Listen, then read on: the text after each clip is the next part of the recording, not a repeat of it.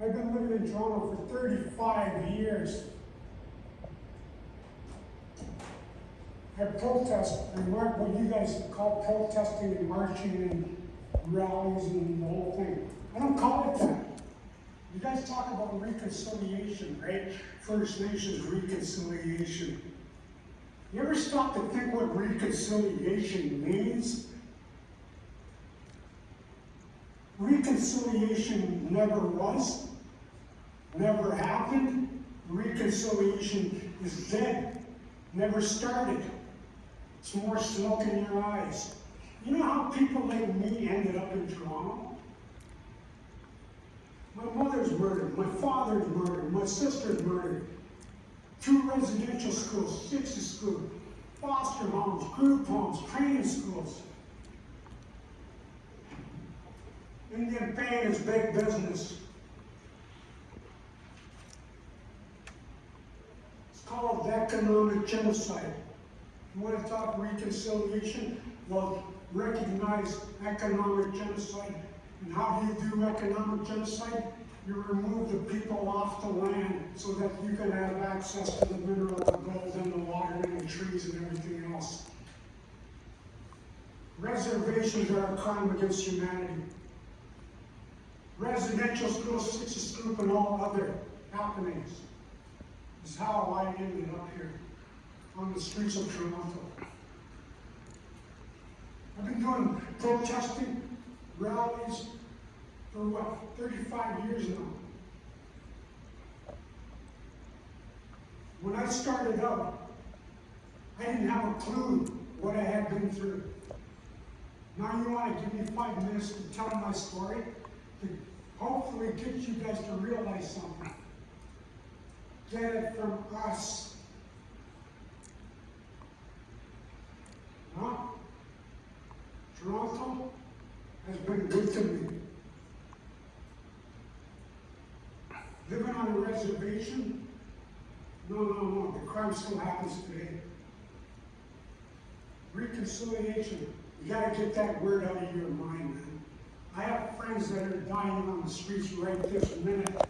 When you look at them and you talk to them, you see it. They're not gonna be around. I have over 30, 40 friends that have died on the streets while I've been here. I go to a place called Native Men's Residence. Native men's residence. I can't get in. Why? Because it's full. And when I look at the guy behind, when I try to look behind to see why it's full, I see different nationalities. White people, black, Oriental. Well, I see a couple of First Nations. There's got to be priority. We have to attend these meetings to let you guys know firsthand what First Nations have been through. I will continue with this marching, this protesting, and other. But you don't want me to come here. I'm telling you from the street. I'm not talking to you from some business office with a suit on. I'm witnessing my friends dying on the streets right in front of me. First Nations, how can you be homeless on your own land? And why are you letting women be homeless? First Nations should not be homeless on their own land. And the crime is that women should not be homeless on the street. Because women are the caregivers, women are life givers. We have to take care of the Mother Earth and women. That's why I say that, that's why I bring that up. We have to have better representation on the OPP. Police brutality is picking up.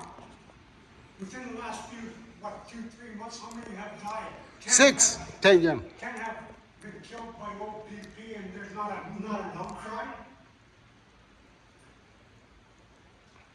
I see it firsthand. I'm on the street every day. I'm First Nations. 2 residents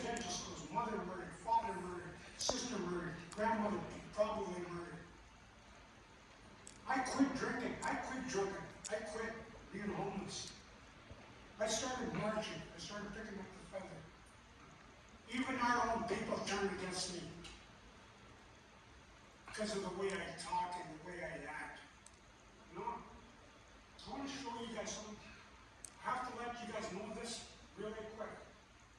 Because I got charged, we even got charged by the city and by the police to show them this flag. A lot of our own people give me a lot of flack. They tell me I get removed for certain events because I show this flag. You know? Why I want to show you this today is I was a part of that crowd that got those flags raised. We had the protest back from, write letters and have meetings. Why is not this flag up there? A lot of people think it's a warrior flag. It's a resistance flag. I have talked to the creators of the flag. They do not like how the flag has been turned into a warrior flag, into a resistance flag. I have to explain over and over. It's a unity flag bringing people together. It brings people together. The red that you see is the blood of our people, the reservations, the residential schools, and all other. There's a science behind the flag.